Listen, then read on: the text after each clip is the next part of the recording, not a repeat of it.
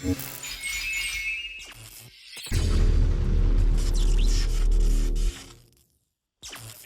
there, I'm 𝐁𝐴𝐵 and welcome to a Modern Warfare tips and tricks video for my best P90 class. In this video I'll be going over my favourite class for the P90 based on the experience I've had while grinding gold. I know there are people who have different opinions, so my channel is for beginners. First, make sure you subscribe, like this video, and then we'll get straight into it. Now this class can be used on any map and any situation, that's if it's used right. The first attachment is a Muzzle, the Monolithic Suppressor. I use the Monolithic Suppressor purely because it makes your shots quieter and hidden on the compass. And in addition you get a minor range increase. It does lower your ADS mobility, but the rest of the class counters that. This attachment definitely helps a lot in situations keeping you less noticeable when firing. The second attachment is an Optic, the Monocle Reflex sight. Now you can go for any close range optic, however I personally prefer the Monocle. It just looks nice when aiming. I use this because I just can't stand the iron sights on guns like this, and I would recommend it for beginners to use reflex sights over the iron sights to help with accuracy. Again, this is an attachment that lowers ADS speed, and with the other attachments it won't be as noticeable.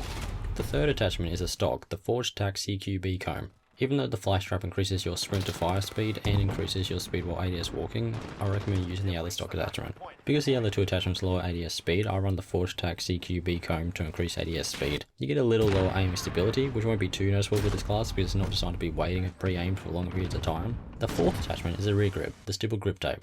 I use this because it counters the others and adds ADS speed, and with a sprint to fire speed increase as well. The other two do give more stability and control, but I'm after ADS speed. If only this game had quick draw. For the pros on the Stippled grip tape, it does cost you some stability, but it's not too noticeable if you play it right. The fifth and final attachment is a Perk, Sleight of Hand. Now whether you've seen others use the P90 or use it yourself, then you'd know that it has the slowest reload time out of all SMGs. So saying that, I recommend using Sleight of Hand. It's pretty straightforward, it decreases the time it takes you to reload, making it easy to restock ammo during and after gunfights. That's that for the attachment. Here's a recap.